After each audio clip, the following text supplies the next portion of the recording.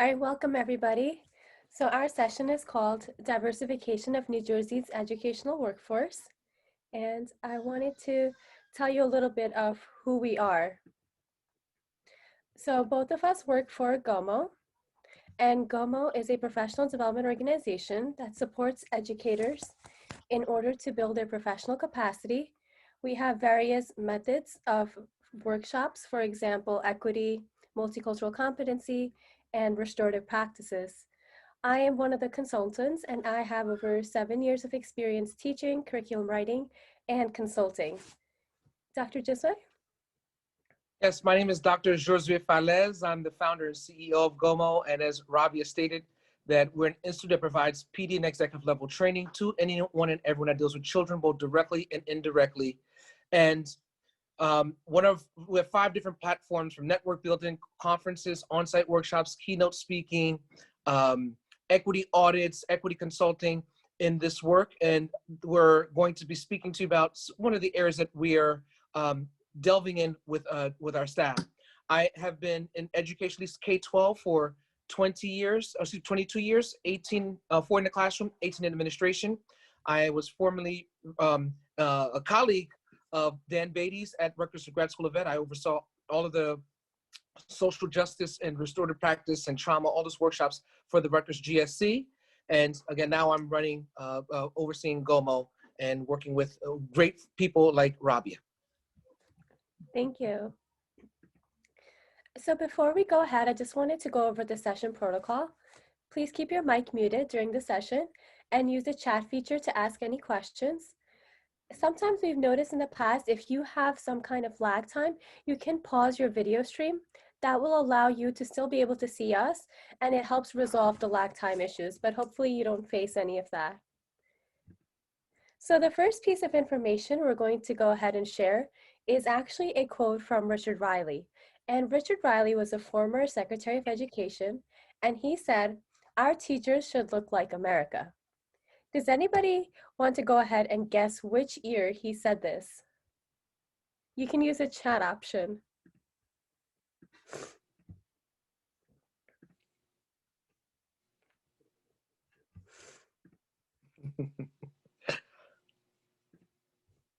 Uh,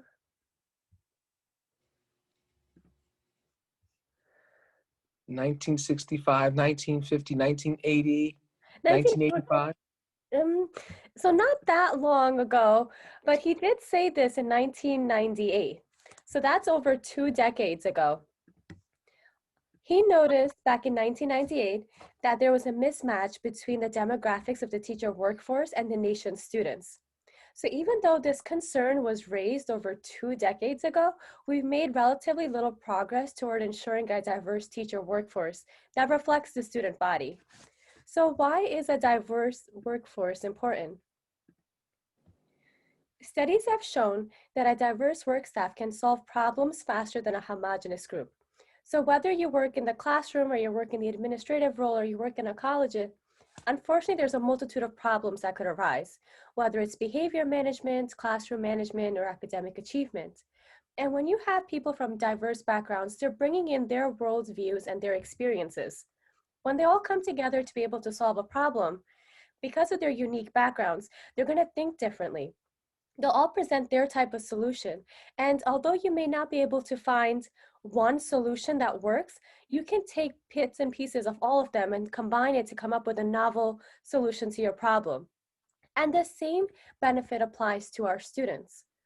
When they have a diverse teacher staff, they're exposed to multiple perspectives, and that allows them to improve their critical thinking skills.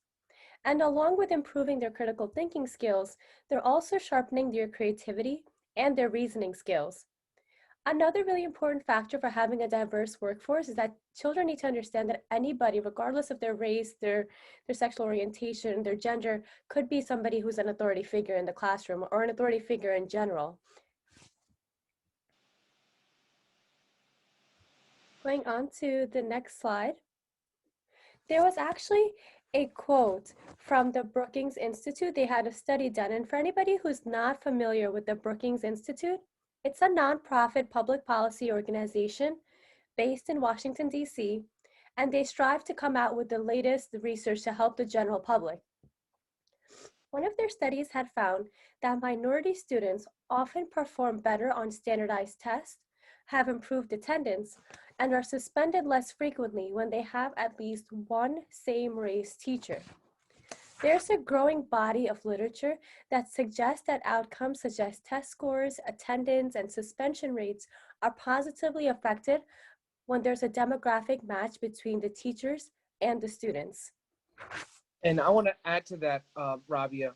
I was a principal for 14 years, and I personally myself seen that the impact, but also the implications as a building leader, as well as a district leader when I was assistant superintendent in a district with 11,000 children. That was important for me when I was looking out for staff and hiring the representatives. That the leaders were also representative of the community because of those challenges that may occur, but also the highlights that people that of various different backgrounds and cultures not only represent, but then they're offering input to help enhance those things that are going on in your school district, and it reflects the community.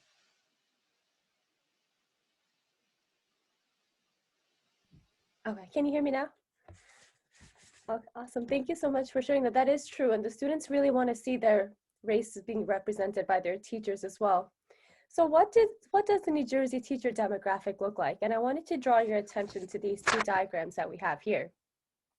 If you look to the diagram on the left here, you'll notice that there's slightly more male students in our schools than female.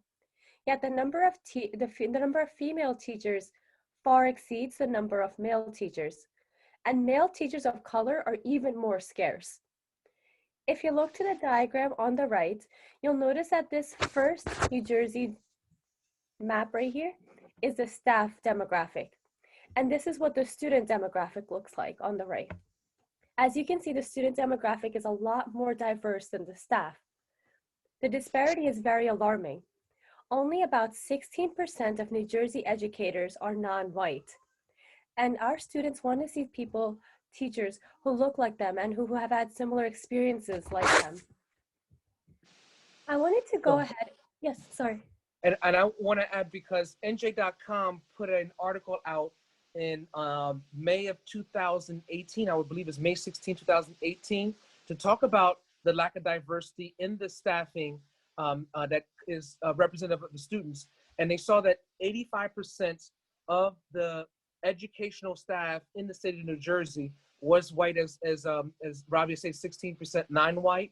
But then there's teachers that are actually teaching in certain school systems that have never seen students of color, and vice versa. There's students of color that never, teachers that are of certain colors have never seen certain students. And the NJDOE has seen this as a concern, so they started creating a plan to address this, this issue also, which we'll talk about. So I wanted to show you what the New Jersey student population, and there's actually this 20-second video clip that I would like to share. There's no sound on it, it just shows demographics changing.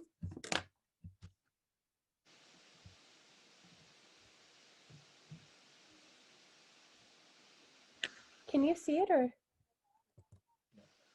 No.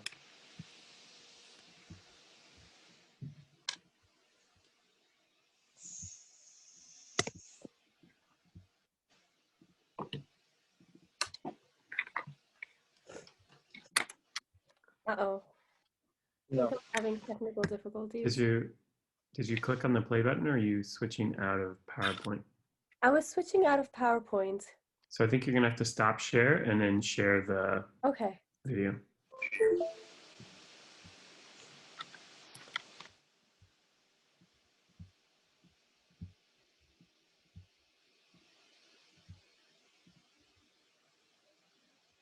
All right, I wanted to show you this diagram, and it goes over what the demographics look like in 1995 and how they're projected to change through 2029.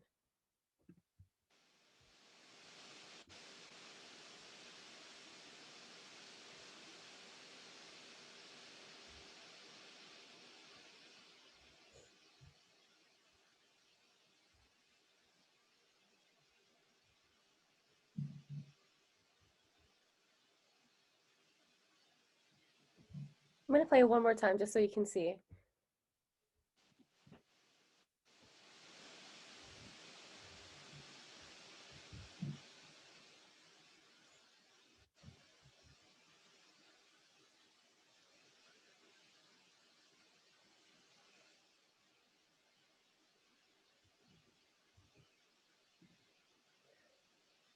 So what did you notice was the biggest change there? You can use the chat feature to answer.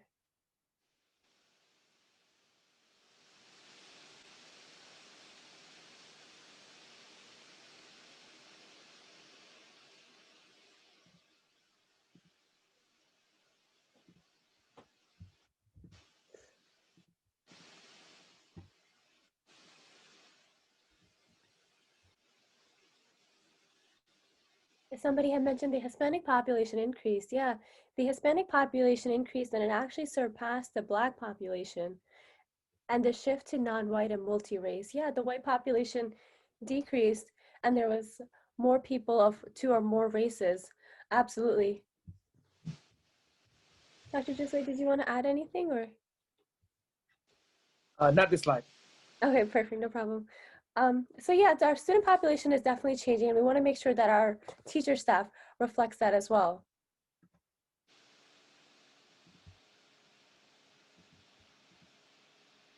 So what are some ways that we could possibly recruit teachers from different backgrounds? And there's this method called Grow Your Own Program. And this has actually been implemented in states like Texas, Illinois, and Missouri. These programs go ahead and they recruit teachers from non-traditional populations from within their community. What I mean by non-traditional is that they might go ahead and reach out to their paraprofessionals, their classroom assistants, or their after-school personnel. They also go ahead and reach out to their high school seniors and juniors and try to encourage them to pursue these paths of teaching. A lot of these individuals are from the community already, and they're a lot more invested in these students. These programs can be further enhanced by the support of the local university. Perhaps a university could offer a satellite campus closer to the community. They could offer flexible class models with online and hybrid classes, or they could even go ahead and provide discounted tuition rates through the district. So this is where I would like to add, while I was assistant superintendent in Trenton, Mercer County College, which has a satellite campus in Trenton, but the main campus is in West Windsor, Plainsboro. That's exactly one of the programs that we did, and it was going to be totally free to anyone in the city with a high school diploma to offer them the introductory teaching courses if they were interested and be able to grow their own. This is something many years, it was about 3 years ago. And I'm happy to see that there are a number of local community colleges that are also partnering to be able to expand their Grow Your Own program. So if this is not happening in your area, this is something that you can actually work with your local community college, their presidents and their executive cabinet to request that something like this can occur, and they can actually find other colleges that have already been doing this so they can replicate it.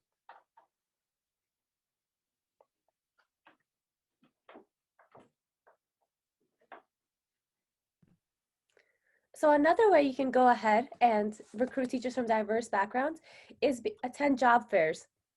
I'm sure that you're aware it takes quite some time to be able to find the right candidate to fill a position. And when you go ahead and attend these job fairs, it's a great way to meet numerous candidates in a short amount of time. You can also informally talk to potential teachers and talk to them about your school and share with them the demographics of your school and maybe if they would like to come in and work there. Usually around the late spring time, colleges host job fairs to make sure that their soon-to-be graduates can begin their careers. School districts can go ahead and provide their current staff with an incentive for announcing their resignations and their retirement sooner. Because the sooner that they announce that they are leaving the district, the more time the district has to find a qualified candidate for the position. And these recruiting events are a great idea. It's extremely important when you go ahead that you address any implicit biases that you may have in the hiring process. And New Jersey has had one, at least in Mercer County, of all the districts in Mercer County, and I believe some of Middlesex, where they have a equity recruiting event that takes place annually, and then the numbers are growing. I know Morristown had a specific one where they're having specific people of color to apply for these education positions. So CJ Pride, that is correct. CJ Pride is in the house. That's the name of the one that takes place in the Mercer, Middlesex County. It's been going on for almost 2 decades now. So that takes us to our activity for today's session. And we're actually going to be comparing two resumes to address any implicit biases that people might have. All right, I want you to take a look at these resumes. We have two individuals, Tamika Harris and Madeline Kaminsky. I want you to take a moment before we go ahead and talk, and I want you to look at these different resumes. What do you see, and what could be some possible rooms for implicit biases?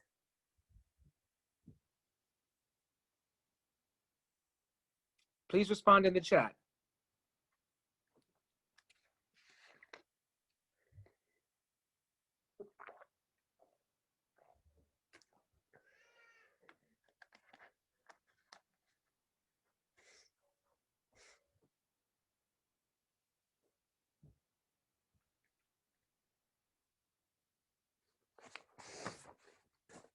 Anyone?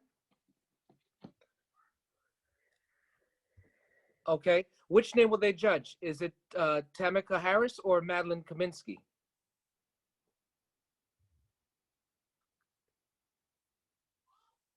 Some people, once it said, Joe said both.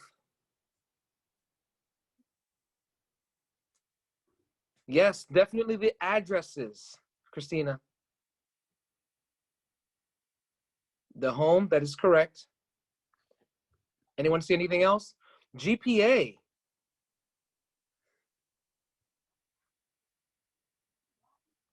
Schools where they attended.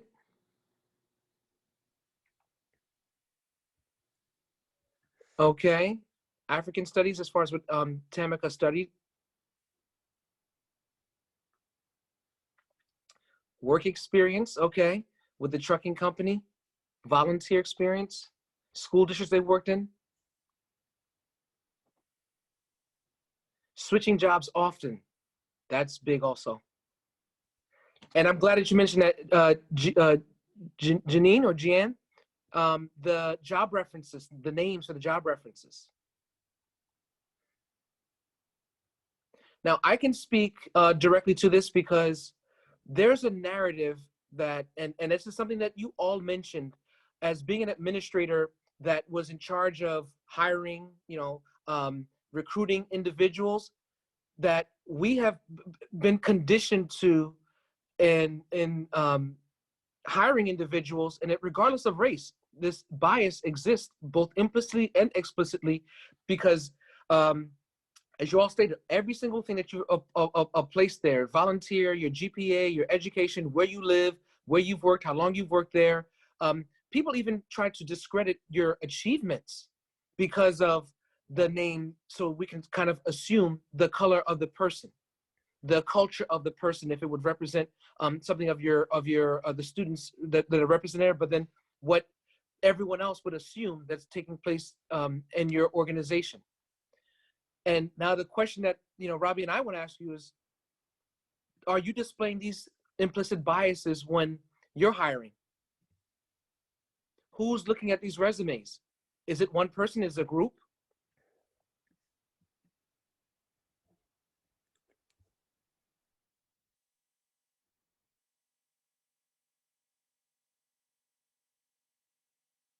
And thank you, Charity. The bigger question is, are you even looking at resumes at all? Because there are people that actually just go to hire people they know.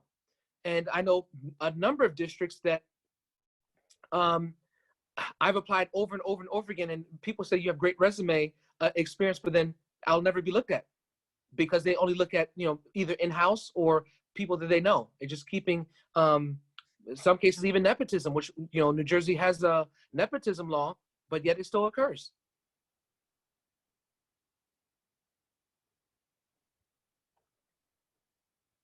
Get some great responses. Yep. I think everybody touched base with like the resume comparison of what we had wanted to say, because Tamika Harris is from Camden, New Jersey. And automatically people have like a little bit of a bias, like, whoa, Camden. And Madeline Kaminsky is like, oh, Short Hills, okay. And Tamika, on the other hand, attended a historically Black college and university, Cheney University, whereas Madeline, who's from Short Hills, attended New York University. The fact that she's in Short Hills already probably gives you an idea that her family is pretty well established. That's why they have the money to send her out to a New York University. And comparing their work experiences, Madeline was able to volunteer, which on her resume looks great. Like, oh, look at this girl. Like, she's volunteering for a nonprofit organization. But what people don't understand is that when you come from a background that is a little bit disadvantaged, you don't have the luxury to go volunteer your time at a different institute. So with Tamika, if you looked at her, she's been working at this trucking company. She's actually been there for 5 years. She actually has been working through her senior year of high school since 2015 to be able to save up for college and be able to put herself through college, because it's a lot of work. And especially if you're a first generation student, you face a lot more hurdles because you don't have somebody who can guide you or mentor you. And as far as your achievements go, like, Tamika worked really hard, as well as Madeline. Madeline was the student body president, but Tamika, on the other hand, was her editor-in-chief of her school newspaper. And they were both members of honor societies. Madeline was on the dean's list, and Tamika was actually a Ron Brown Scholarship recipient, which is a scholarship that's afforded to African-American students. When you go down and you look at their references, you'll notice that the reference for Tamika is a name, Olatunji Babatunde, which is a very Nigerian name. Compare that to Madeline, who had references of Connor O'Reilly and Antonio Russo. So people who are like looking in like a biased manner, they're gonna assume, Olatunji, I don't even know if this man speaks English. Where is he from? And these are biases that you have to learn to address. Or they'll even see a Desiree Hernandez and think, oh, like, I wonder, like maybe have a bias that she's a female principal. And on the other hand, Antonio Russo, he's an NYU associate professor. So you really have to go ahead and look at these implicit biases that you may have or that you may have been conditioned to believe. So when you go ahead and you hire, you're actually able to hire somebody who's a quality candidate. Anything else we wanted to add? Or? And thank you, Charity. You're saying, yes, we do have all these implicit biases. And if we're looking to be able to expand the type of candidates that we have and really bring in a more diverse teacher workforce, we have to, first of all, be aware of these biases, but then start breaking them down, because it's not helping us help children. And that's the purpose and the reason why we're here. Absolutely. So once we have the staff member hired as a member of the school, it's really important that we have structures in place to support the teacher. And one way you can do this is to provide individualized professional development. In order for this to be effective, the administrator must engage in a dialogue with the teacher. And this can be done after an observation, during a check-in meeting, or a conference, and listen to what the teacher believes his or her area of strength is and what they would like to improve, and provide them with access to those resources. In addition, you could also place mentorship programs. The beauty of mentorship programs is that you can benefit from a peer advisor. It's not somebody who's necessarily above you or in a position of authority, it's your colleague. And this mentor can help the new teacher get acquainted with the school's procedures, protocols, as well as the expectations in the school and the unspoken rules that some schools have as well. So I want to add to this also. This is in alignment with the Teach NJACTE when it first came out, with not just the residency, but even the peer teacher mentors when they come into your school, because they could have been teaching 20 years, but they're part of they came from a different organization.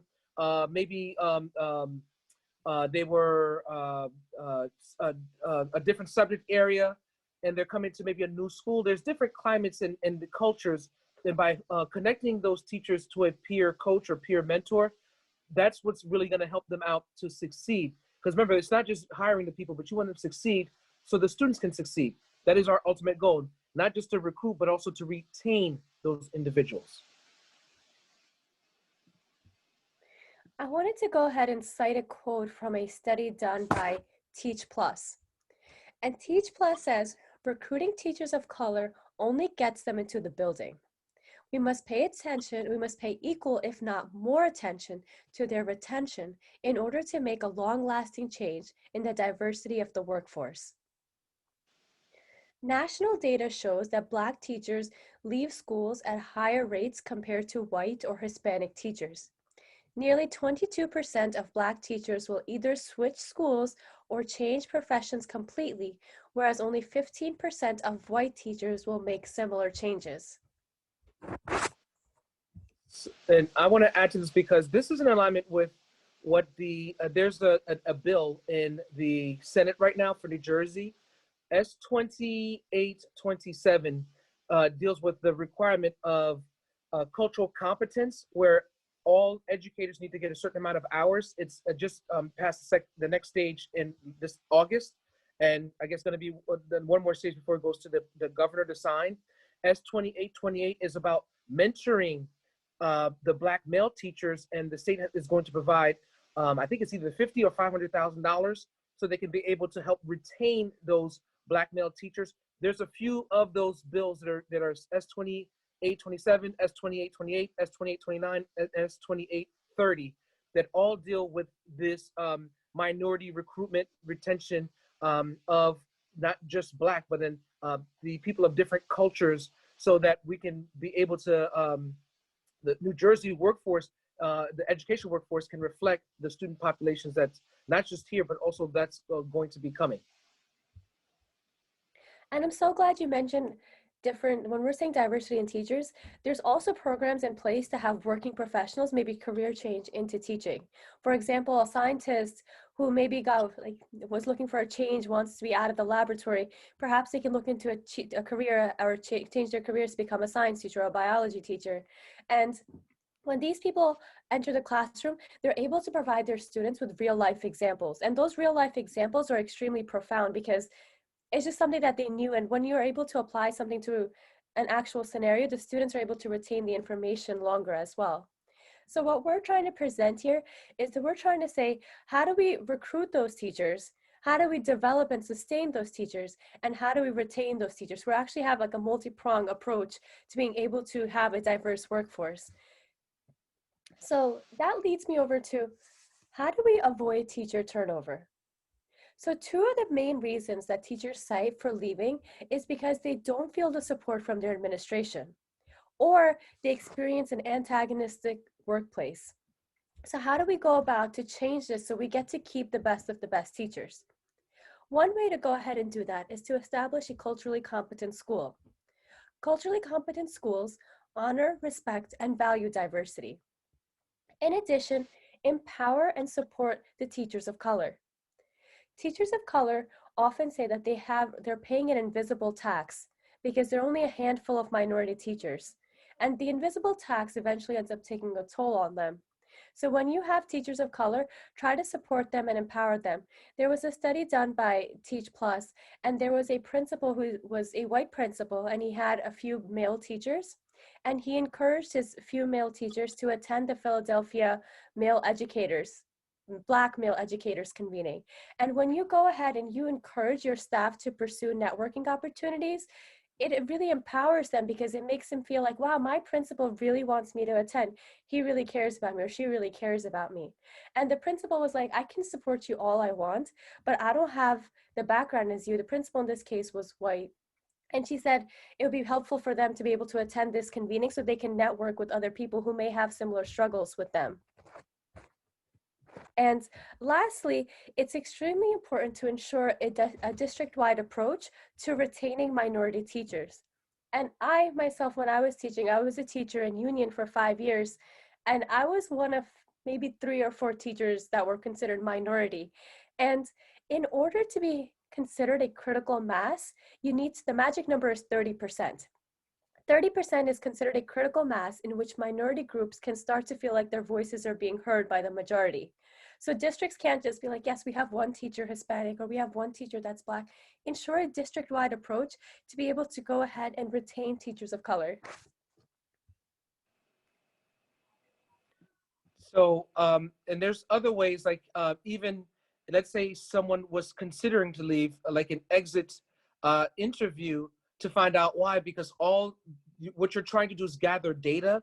So whatever was taking place, maybe you are bringing in individuals that are diverse, cultures, race, ability level, sexual orientation. But if they choose to continue to leave, you need to find out why and design mechanisms so that you can avoid the turnover rate. So these are just some of the examples. And then, as I said to you before, the bill S2827 is establishing a culturally competent school as leaders is one of the biggest things. And the cultural competence is just basically an awareness. When you start becoming great in the culture, is called be culturally responsive. And this is one of the and just a plug, but this is one of the most amount of work that we're doing in school districts and with leaders is the cultural competency training for school leaders to be able to help not just stop that, but making your school systems culturally responsive.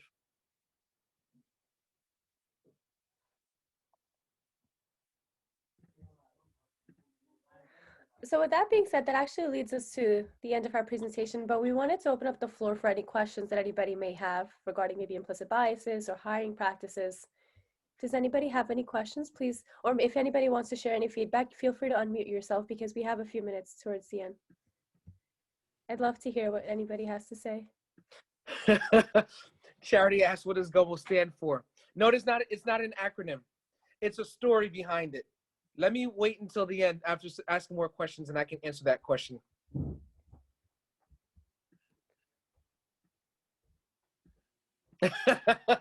Yes. I didn't create the video for that yet online. This was, I'm Charity. This was very good, very nicely organized. Next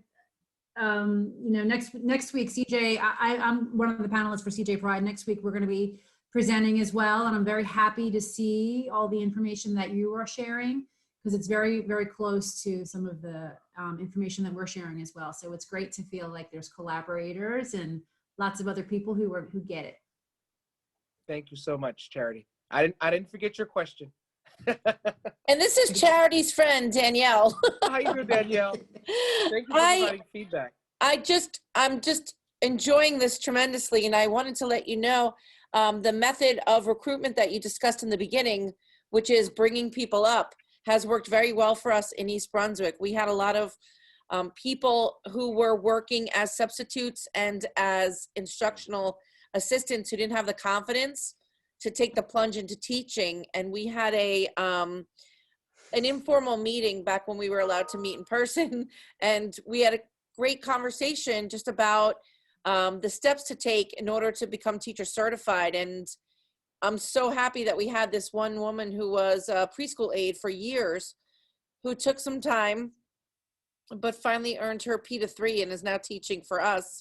She's actually taught preschool last year and is teaching a resource room this year. And it's just so gratifying to have a small part in their development into the profession. So it does work as long as you get the people together and you make sure that they know that the HR department will support them. Thank you. And we may be working with you because I'm in conversations with Joyce Boyle. Oh, wonderful. Okay, great. Yes, so yes, we're in conversations. Great. So you're the HR director? I am. Okay, so I will make sure I'll let Joyce know. That's wonderful. Thank you. Not a problem. And reinforce it for me too. Absolutely. She's been busy lately. Yes, I will. Any other questions? I wanted to ask a question if anybody doesn't mind. Are there any minority teachers in the audience?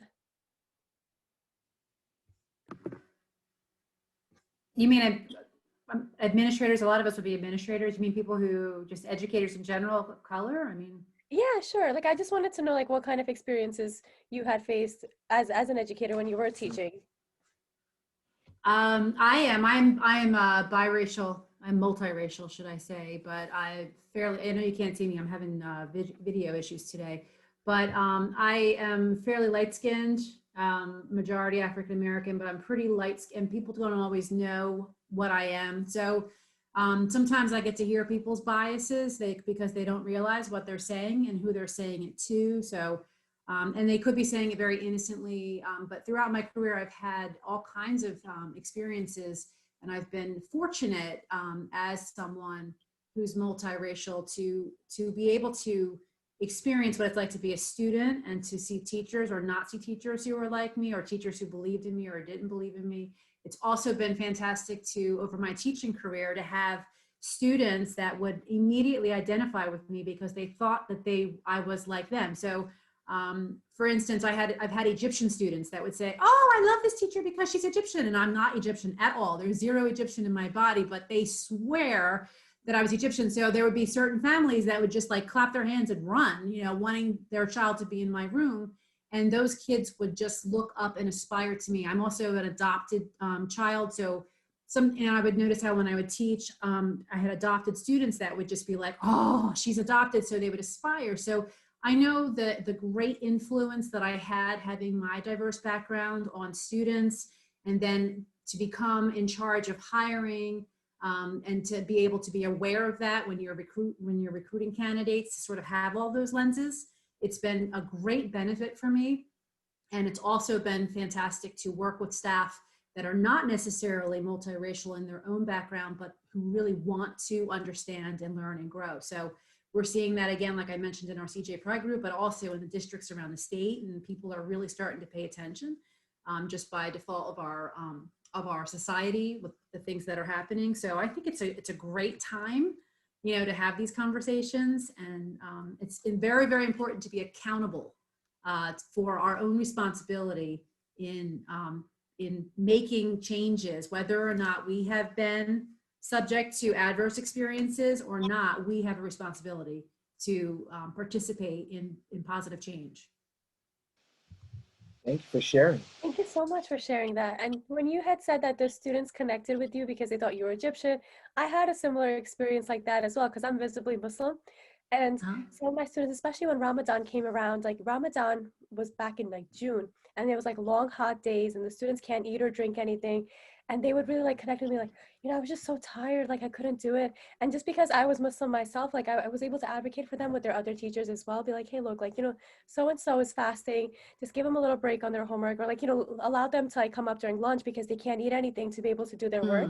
And it makes a world of a difference. The students totally connect with you. And we also had like half-day workshops on Friday, and the students would be like, Ms. Nawaz, it's so exciting that we have a half day because now we can go to the mosque and pray. Like they were able to like tell an adult that, and they were like, I was like, you know how you said they looked up to you? I felt the same way. Like these students really looked up to me as well. It really makes a difference to these students, and they want to see their races and their identities being represented in the teacher workforce as well. So thank you so much for sharing.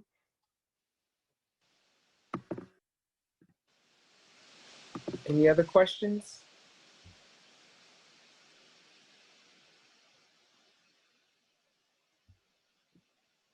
So I guess I'll respond to Trisha? Yes. Your question was, what does GOMO stand for? With our last 2 minutes remaining. Now, GOMO was actually the name of a car that I had when I was dating my wife. And she was in law school. I was a principal in Elizabeth at the time, and I had to drive 2 hours to go see her when I didn't have, I was a teacher. I had to buy a $400 car to go meet her. And I didn't know if the car could basically make it, but my mechanic had stated that I want you to basically buy the car and I'll fix it. And you pray over the car, I'll fix it. So I drove it out to Carlisle, Pennsylvania, which is in Dickinson School of Law. I was going all the time, and I was surprised that this $400 car kept making it. So as it kept going more, the car became known as GOMO. And it's all about like the challenge that I was thinking about this vehicle. I use this name for GOMO, the company, because as people are going through all these challenges in their school systems, even more now than ever before, and that's the reason why we're getting a lot of calls, but they need a helping hand to help bridge research and practice, and that's why I named GOMO Educational Services. That's the quick version. Awesome. Thank you. Trisha had said that biases are not just ethnic and racial, there's still significant gender biases. And absolutely. It's all the isms, culture, religion, class, ability, sexually. I mean, it's all these. There's so many different isms. That's what I use in my cultural competency training. We attach all those isms, which are all biases. Trisha also mentioned biases are never innocent. I know somebody had mentioned earlier, like, you know, people innocently mention so-and-so, but like, yeah, biases are never innocent. I feel like there's always an underlying something more negative to it. And some of it's because you've learned it also, and this, in some cases, not your fault. And that those biases, and again, this is part of cultural competency, lead to microaggressions, because we're not talking about the impact of the recipient. Mm-hmm.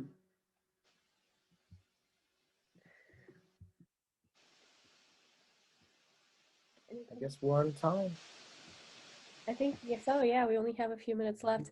If you guys would like, I'd like if you could stay connected with us on social media. We have a Facebook, Instagram, as well as Twitter. It's GOMO Ed and GOMO Ed S. If anybody wants, please use our hashtag #WhyGOMO. I can't see it. Can you see it or no? In addition to that, you can also just check out our website, GOMO, www.gomoedservices.com, which gives you a true picture of all of our services and offerings. Again, we gave you something pretty quick, but if you're looking to partner with an organization, we have a number of organizations that you can maybe even see online and see the feedback, and we would love to continue and partner with you, potentially. Thank you everyone for attending and like the conversations that we had. I really enjoyed them. Appreciate it.